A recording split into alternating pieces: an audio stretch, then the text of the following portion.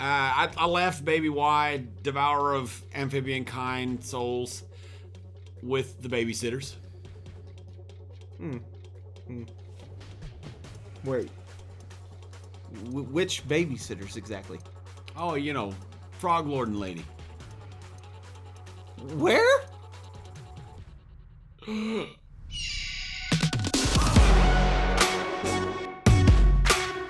Hey there, Nomads of Lore. I'm Jonathan. And I'm Shawn. And we are Mead and Mischief, your home away from no home. Today, we are super excited to bring you some awesome news. We reached 100 subscribers on our YouTube channel. Thank you guys so much for your love and support, and we hope we continue to bring you some awesome content and be an awesome community with you guys. So today, we're discussing Mandalorian Season 2, Episode 3.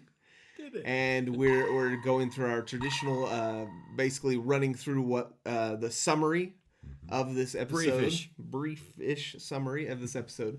Then we'll talk about some Easter eggs that were in the episode. And then finally go into some predictions that we have. It's going to be interesting. There's a lot in this episode. Big episode. Super big episode.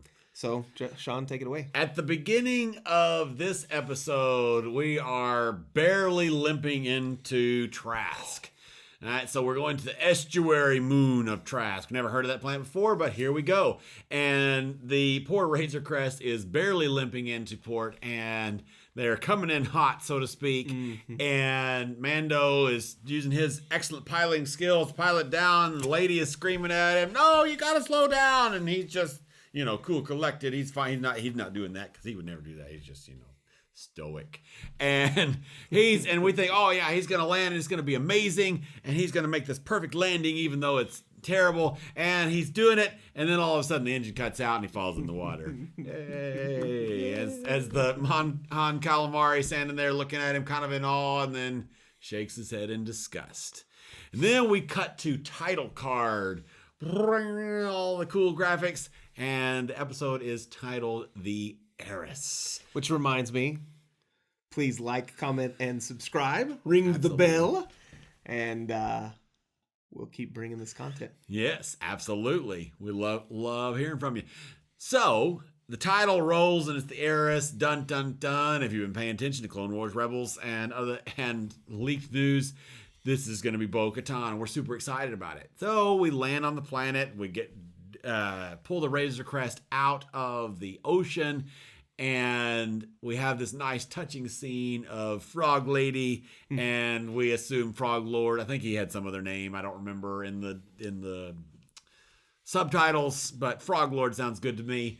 And so Frog Lady and Frog Lord meet back up, and it's touching, and Baby Yoda has this, "Oh, I want to eat your babies" moment again. And then we see the mysterious stranger, and who's this hooded female figure. Mando notices her. We clearly see him notice.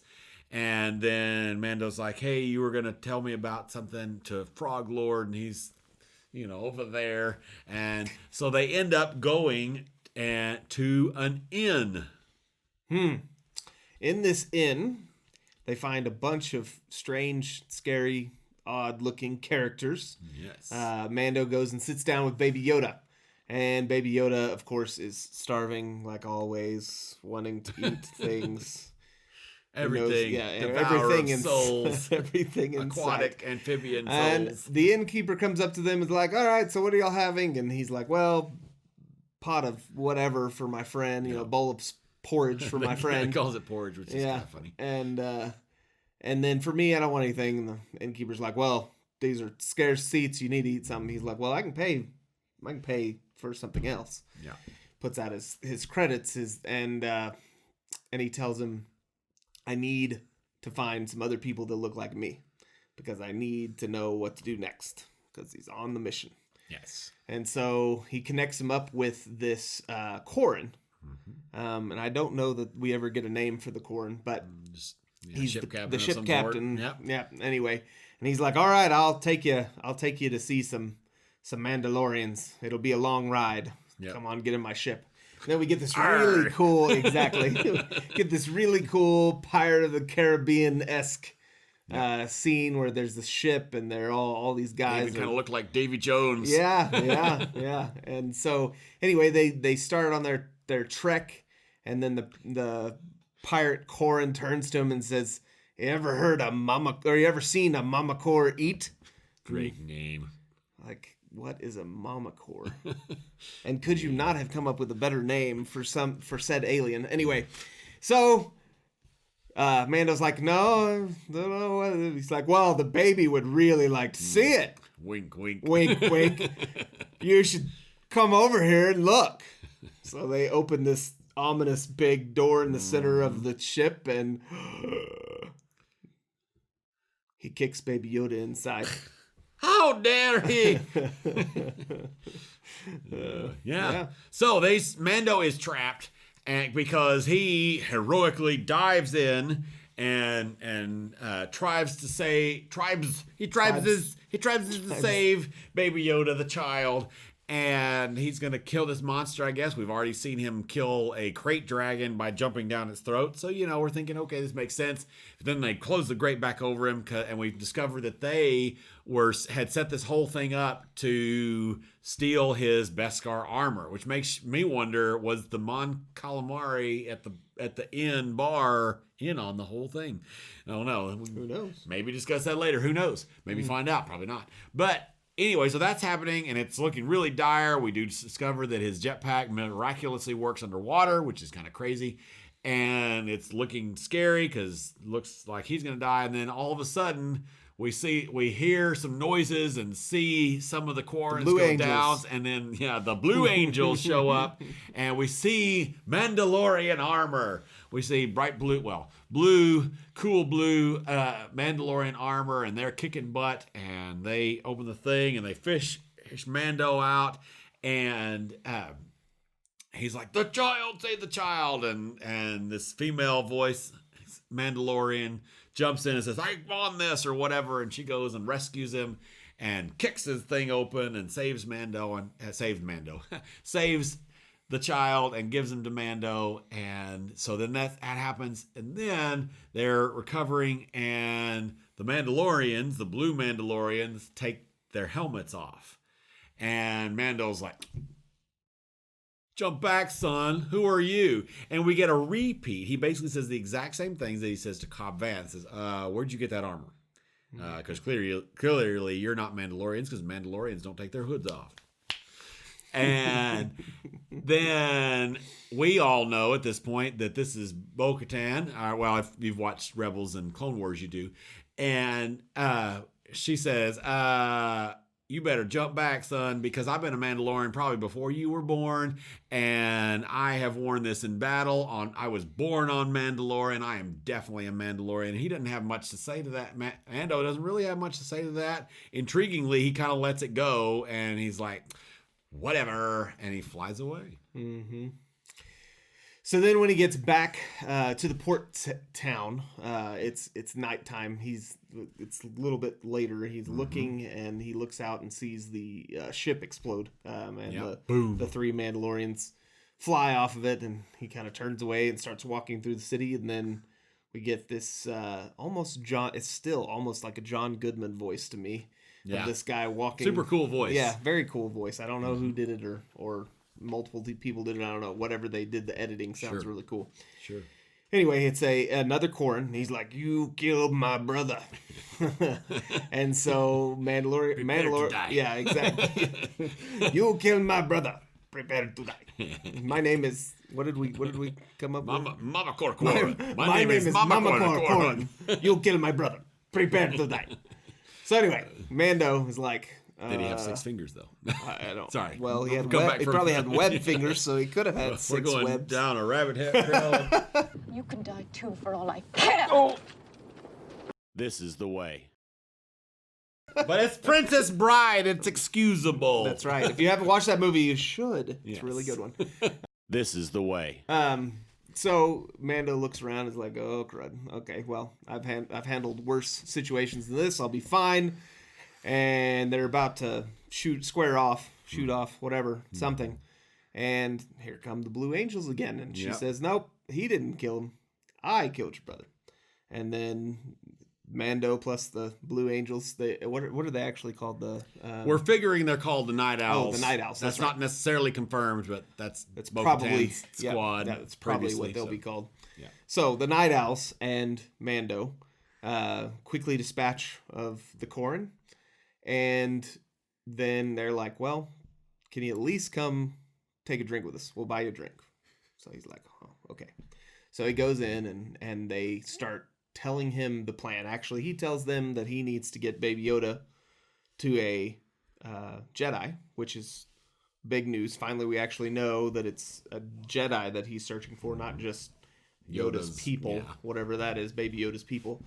He is looking for the Jedi. And so she says, well, I can actually help you with that if you help me with my mission, which is to get these weapons and these weapons that are ours back to us and take over Mandalore. I just mainly get the weapons back to them. Mm-hmm. And so, yeah.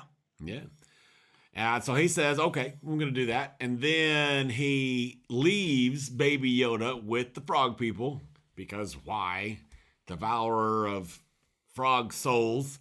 But he leaves them with them, and then he heads off on this mission to liberate these weapons that were stolen from the Mandalorians. And so they head off, some cool CGI stuff, head off towards this cool looking ship. And then the Night Owls and Bo-Katan royally destroy the imps.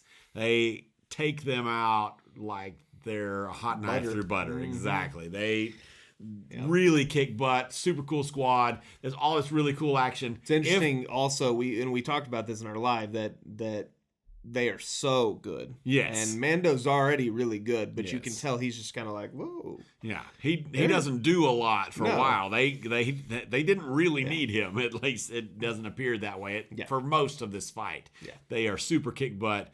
And so that's really cool. And there's all this comedic stuff. If you, for some reason, haven't watched this episode, it's best to watch this action because it's super cool. I'm not even a big action guy, but this is awesome scene. They do through all this fights. It's these comedy moments. We do get a moment from Mando. He's kind of a berserker character, and the way his fighting style is, especially in this part, it's kind of what sets him apart from the Night Owls. There's the scene where they're trying to get to the cockpit because Moff Gideon has shown up through hologram and told the captain of this ship, this Imperial ship, that, okay, if you got these Mandalorians and they're already there, you're kind of up a creek. And long live the Empire. Yeah. And the captain's like, long live the Empire. Plap, plap, shoots his guys. And it's like, okay, I'm going to destroy this ship. And he's going to crash it into the ocean. And they rush and somehow are able, even though the ship is pretty low, to make it barely in time. They use Ex Machina every time, every episode. It's okay. It's excusable. But that's right. Because it's awesome.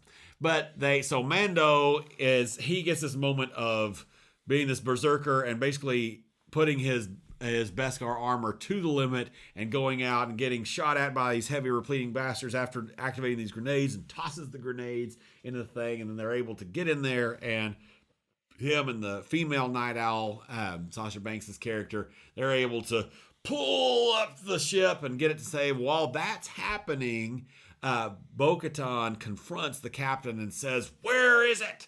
And we're all pretty sure at this point she's talking about the Darksaber, and then she confirms it. She says, "Where's the Darksaber?" And he tells her, "Well, if you're asking, you already know." So she already knew, which makes sense, that Moff Gideon has the Darksaber. And so they're able to pull the ship up, and we get the impression from the captain that he is so afraid of Moff Gideon that he kills himself in order to not go, takes his own life with a cyanide electroshock tooth thingy. And so he ends up dying, and Bo-Katan is no closer to anything other than getting some weapons than she was to begin with. So then Bo-Katan is talking with Mando right after this, and she's looking at it. Really wants him to come with them and help them return Mandalore to the people of Mandalore. Mm-hmm. And he's like, that's not my mission. But she says, well, this is the way, and he says it back to her. He does, which is important because earlier on she said it to him. Yeah. No, yeah, she. Well, I don't remember. Well, there's this play back and forth. Oh yeah, that's right. Yeah, he says it to her, and she's like, okay, he's a crazy spiritual dude, and then she says it back and uses it against him, kind of, at one point. And then finally they say it to each other, which kind of symbolizes, I think, that he has finally accepted her, at least to some extent, that she's a Mandalorian.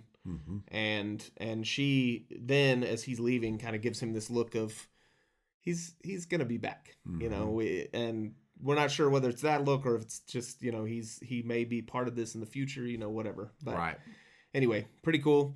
To sum it up, then he goes back and picks up Baby Yoda, who has luckily, at least appears that he has not eaten any of the babies. At least not all of them. At least not all of them. There's a little tadpole thingy in the bowl, and he's playing with it. Hopefully not trying to eat it. I think he was playing playfully. Yeah, it's hard to tell for sure. It is. But it seemed like he was just playing with it. So anyway, he picks him up, says goodbye, and then they get back in the ship, and then there's a few choice words with him and the Mon Calamari that fixed the ship, because like, that's all you could do. I gave you a bunch of credits. And he's like, Mon Calamari, you know, and kind of disappointed in the way they put the ship together, but I guess they didn't have much to go with. Yeah, something. It was pretty torn up. Yeah. And then, of course, the final scene where there's the little weird squid another thing. Alien reference. Yeah, another alien squid thing coming down and trying to eat Baby Yoda's face off, and Mando saves him again. So my thought with that is, I mean, Mando's has super lightning reflexes and like senses the thing. If he has that great of reflexes in this like almost Jedi-like thing, why couldn't he have just snatched Baby Yoda away from the Mummicore? I mean, just saying. Plot convenience. Yeah, that's the episode. Awesome. Yeah. So let's go into some Easter eggs. We have a few. There's a lot more in this episode than there were in the last one, for sure. Jam-packed. So what are so many cool things. So the first one we wanted to mention that I haven't heard hardly anybody else mentioning, and this is kind of a Reach Easter egg, but a bunch of people are doing Reach Easter eggs, so why not us? So if you remember in the end, when Mando is talking to the Mon Calamari, and you know they're fighting about not paying for food, he says, well, let me give you some money. So if you notice, what he pays him with, which makes sense, is his calamari flan. It is my guess, our guess, that that calamari flan that he pays him with is almost certainly the exact same calamari flan that he got for that job earlier, that the head of the Bounty Hunter Guild gives him and pays him instead of Imperial credits. And so kind of a tie back to that earlier thing. And that's how we know what that money is. Mm-hmm. Pretty cool. Mm-hmm. The second Easter egg that we wanted to mention was the whole Child of the Watch thing. So if you are not familiar with Clone Wars and Rebels TV shows, which if you're not familiar, you should be, because they're both awesome. But if you're not, the Death Watch was a splinter group of Mandalorians that were trying to bring Mandalore and the Mandalorian people as a whole back to their old roots of not being peaceful people. And the chief opposition to Death Watch and those people was Duchess Satine, who is Bo-Katan's older sister. And so there's this big old huge connection there. Now, Bo-Katan calls Mando a child of the Watch. A lot of speculation has happened that Child of the Watch is maybe an evolution of Death Watch. Which could be true. My speculation that we were talking about, or our speculation is, well, I don't know. You didn't say whether you thought that I was right or not. But is that it is not, in fact, a totally new group, that Death Watch is still a thing, and that the fact that Mando is a foundling is more, he kind of is a child of, like, basically their descendant, child, and connection to, it clearly has a connection to Death Watch, regardless of new group, old group, somewhere in between. Yep. So which is almost certainly the whole deal about showing the face and not showing the face. That's where all of that goes together. Yep. Yep. So Easter egg number 3, 3, 4, and 5 are going to be real short. They're real easy. So number 3 is Bo-Katan's character, or Bo-Katan, whatever we're saying. Bo-Katan. Katie Sackhoff is the female actress who plays Bo-Katan in The Mandalorian. She's also the voice actress for Bo-Katan in Clone Wars. Yep. And Rebels. And so that's really cool that they were able to bring her in. It's crazy to me that they were able to bring her into this, and she looks so similar. I mean, the animated character, yeah. You know, not in her past films, but they've made her look so similar. It's crazy. Anyway, yeah, it's awesome. It's awesome. So, number 4 of our Easter eggs is Ahsoka Tano, which, thank God, finally we got here. So anyway, she is a character, as we know, from Clone Wars, Rebels, everything else. They finally brought her name into this, and we are hopefully going to see her in the next few episodes. Yep. We've predicted probably not this next one, but probably the one episode after. 5, so episode 5. Several reasons. Yes, one of them being Filoni. We keep saying Filioni. You know. Dave Filoni Yep. is directing that episode, so we're thinking that that's when she's going to come in. It also makes sense with the pattern of one of this season. Yes. And the final Easter egg we're going to talk about, number 5, is the Mon Calamari and Corran that we see in this episode. They're both tied back to Clone Wars. There's a really cool story arc in Clone Wars that brings those two sentient species together. They're both from Mon Cala, the planet, and they live in cohabitation, I guess, together. But they were brought basically to war with each other, civil war, by a third party. Yeah. And so anyway, it's cool to see that kind of resolved itself. They're free to live together on this other planet, completely separate of that, and they're living together, not hating each other, at least from what we could see in that episode. So that's really cool. So those are our Easter eggs. Yeah. So this was an awesome episode. It was. We're gonna kind of round out with. I don't know that we're gonna really do a full review. I don't have a whole lot negative to say about this. It was awesome. So many awesome things. We did talk about Sasha Banks' character being a bit of a letdown because it was built up as this mysterious thing, and then, oh yeah, she's some random night owl. Yeah. But other than that, it's amazing. Our first first important thing that's not an Easter egg is this is the most important episode of Mandalorian so far. And the reason why this is so important is because this episode, more than any other episode, ties the Mandalorian to the Star Wars universe as a whole.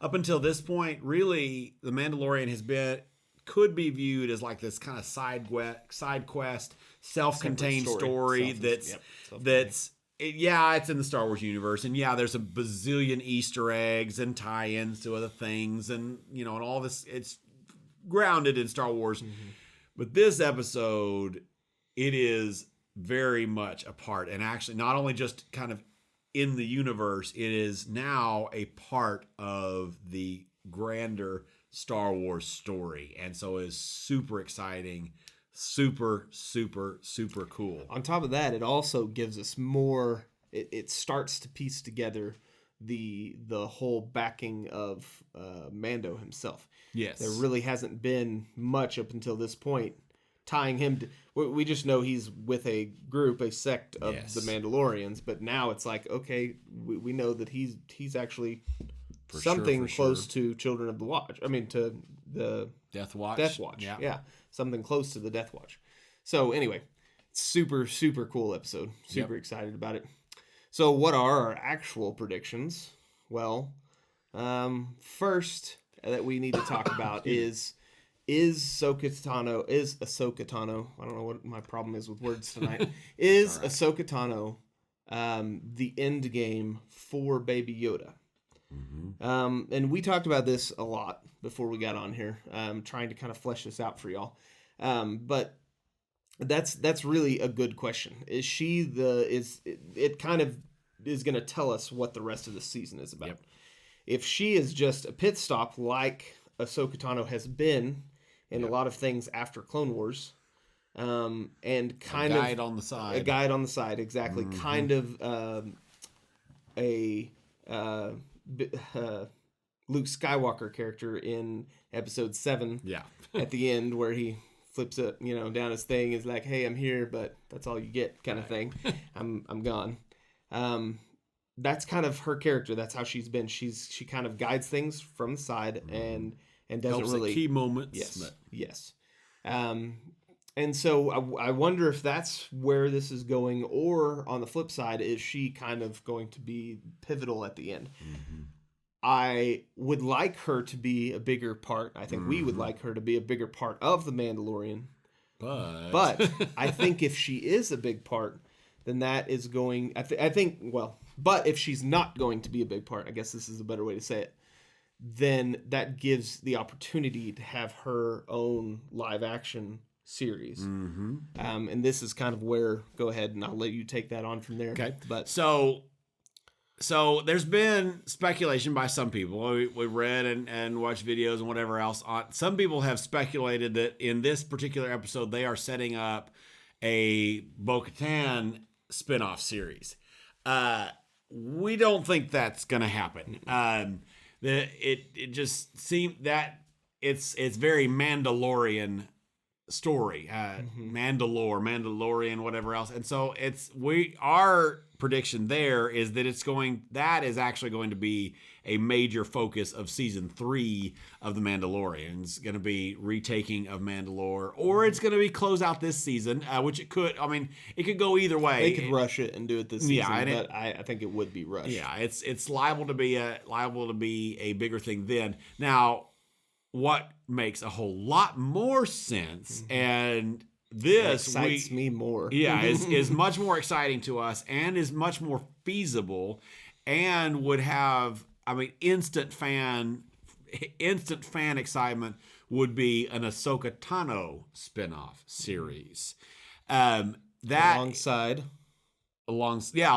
these other Star Wars series that have sure, why not? Well, alongside Sabine Wren. Oh yeah. So, and if they do make an Ahsoka Tano show, there's been fan demanding for a Ahsoka Tano Sabine Wren spinoff from Rebels.